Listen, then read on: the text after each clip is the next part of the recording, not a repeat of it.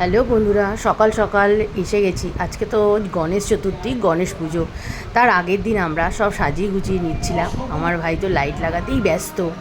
ও তো সেই লাইট লাগাবে কি করবে কিছুই ভেবে পাচ্ছে না, খুব রেগে যাচ্ছে। আমি তো ওর পেছনে খুব রাগাচ্ছিলাম, আর আমি নিজে নিজে খুব হাসছিলাম পেছন থেকে।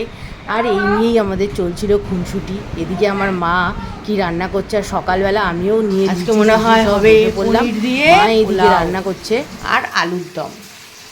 তো কি তাই তো মা? হ্যাঁ, আচ্ছা আচ্ছা, নিরামিষ হবে আজকে। না বাকি আছে। আচ্ছা, কি হচ্ছে, নৈবেদ্য? হ্যাঁ, আচ্ছা, তো আমাদের এই চলছে সব।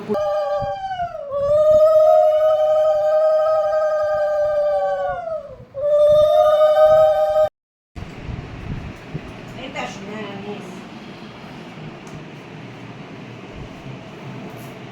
আজকে দিনে এসে ছেলেটা পরিষ্কার করবে। এই আমাদের গণেশ ঠাকুর বসে গেছে। তো আমাদের এই চলছে, এখন পুজোতে বসবে, মোটামুটি হয়ে এসছে সবই, এবার পুজোতে বসবে।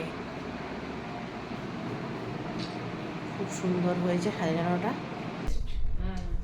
পুজো রেডিতে বসবে, আমার ভাই ধুতি পরে রেডি, পুজো করবে।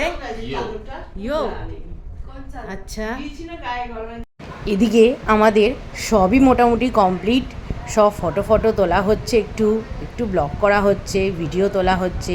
ঠাকুরকে এইভাবে সাজিয়ে গুছিয়ে, লাড্ডু দিয়ে, ফল দিয়ে, কেক দিয়ে, আমরা গণপতি বাপ্পাকে এবারে নিরামিষ কেক দিয়েছি।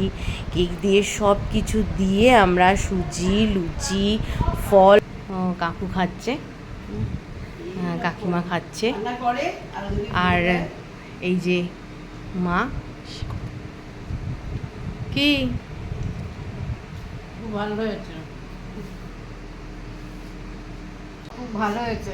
আচ্ছা আচ্ছা, গণেশ পুজো তো ছোট্ট একটা বাড়িতেই আয়োজন করা হয়েছে।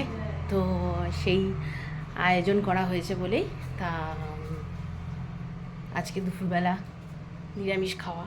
তো কি করব, নিরামিষই খাওয়া বলে তাই আমাদের বাড়িতে অতিথি এসছে, সবাই খাওয়া দাওয়া চলছে।